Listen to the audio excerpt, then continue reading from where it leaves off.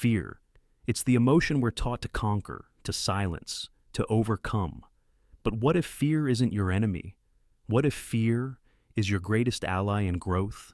Today we'll explore a truth the Stoics understood long before us, that fear, when faced with wisdom, becomes a weapon of power, a compass pointing toward the very places your soul must go to evolve. Marcus Aurelius once wrote, "If it is endurable, then endure it. Stop complaining." But behind this calm acceptance lies something deeper. He recognized that fear magnifies what we think we cannot endure. And the moment we endure it, fear loses its grip. Fear is not there to stop you. Fear is there to reveal your limits and show you where you are meant to grow beyond them. Epictetus, the Stoic slave turned philosopher, taught that we should not fear events, only our interpretation of them. He said, "What upsets people is not things themselves, but their judgments about those things." In other words, fear is a reflection, not of danger, but of perception. The Stoics believed that most fears are born in the mind, exaggerated by imagination, and fueled by avoidance. They trained themselves to look directly at fear, to study it, dissect it, and expose its illusion. When you observe fear instead of running from it, it begins to dissolve. Imagine a Roman soldier standing before battle. The air is cold, heavy with silence before the storm. His hands tremble slightly, not from weakness, but awareness. He knows fear is natural, but through Stoic training, he has learned to use fear to sharpen his senses, to heighten his focus, to anchor him in the present moment. That's the difference between a coward and a warrior. Both feel fear, but one is paralyzed by it, while the other channels it into strength. Seneca wrote, "We suffer more often in imagination than in reality." The warrior knows this, so he steps forward while others stay behind.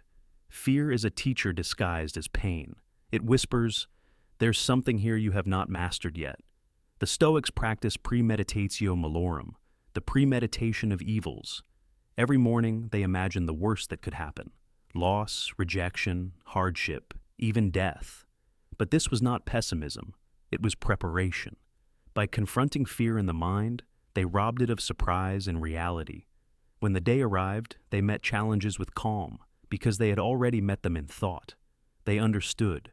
Fear points to where we lack understanding, and understanding turns fear into power. In our time, we no longer face lions or swords, but the mind still trembles before invisible threats: failure, rejection, judgment, change. When you feel fear in these moments, remember, it's not a sign you're weak, it's a sign you're standing on the edge of growth. Fear shows you where the next level of your life begins. The Stoic mindset is not to eliminate fear, but to walk hand in hand with it toward mastery. As Marcus Aurelius said, "The impediment to action advances action. What stands in the way becomes the way your fear is the way." Let's take the teachings of the Stoics and apply them to our modern life. Lesson 1, name your fear, write it down. See it for what it is. When you name your fear, you give it form, and only then can you face it. Lesson 2, rehearse adversity. Do what the Stoics did. Imagine loss, pain, or failure, not to suffer early, but to reduce surprise. When you expect life to test you, you meet each challenge with steadiness. Lesson 3, practice voluntary discomfort. Take cold showers. Speak when you'd rather stay silent. Try something that scares you every day. These small acts train your mind to act despite fear, and eventually, fear begins to respect you. Lesson 4, focus on control. You cannot control the storm, but you can control your ship. Your thoughts, choices, and responses, that's your domain. Everything else, let it be. Lesson 5, see fear as a signal, not a stop sign. Fear often means, here lies potential. When your heart races, it's not always danger. Sometimes it's destiny. Fear can be transformed into 3 powerful forms of energy. 1, awareness. Fear sharpens your perception. You become alert, alive, attentive. 2, motivation. Fear fuels action when you refuse to let it rule you. The fear of regret becomes the drive to act now. 3, wisdom. Fear teaches humility.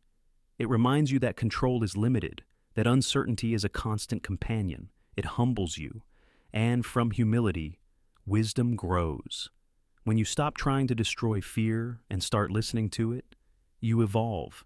There's an ancient tale of a Stoic philosopher traveling by sea. A sudden storm struck, waves crashing, sailors panicking. The philosopher trembled, pale with fear. A fellow passenger mocked him. "You pretend to be wise, yet you fear death like the rest of us." The philosopher replied calmly, "My wisdom does not make me less human. It teaches me not to be enslaved by fear, only to acknowledge it." And when the storm passed, he smiled. Because even though he feared, he did not yield. That is the essence of Stoic mastery, not to erase emotion, but to remain unmoved by it. Every person who has ever achieved greatness felt fear. Musashi, the samurai philosopher, faced countless duels. He admitted he was afraid before every single one, but his fear made him precise, present, alive. Fear is the signal that you are stepping into the unknown, and the unknown is where you find your next evolution. Growth does not happen in comfort. It happens in discomfort, in the trembling moments before courage speaks. Fear will whisper, "Stay where it's safe," but your higher self will whisper louder. Go where you can become more. So next time fear visits you, don't hide from it. Invite it to sit beside you. Ask it what it's trying to teach, because every great transformation begins with trembling hands. Every warrior of the mind has stood where you are, afraid, uncertain, human. But they chose to see fear as a forge, and from that fire, they walked out stronger, wiser, calmer. As Seneca said, "He who fears death will never do anything worth living for." So, don't run from fear. Study it, train with it, master it, for fear is not your enemy. It is your greatest weapon for growth.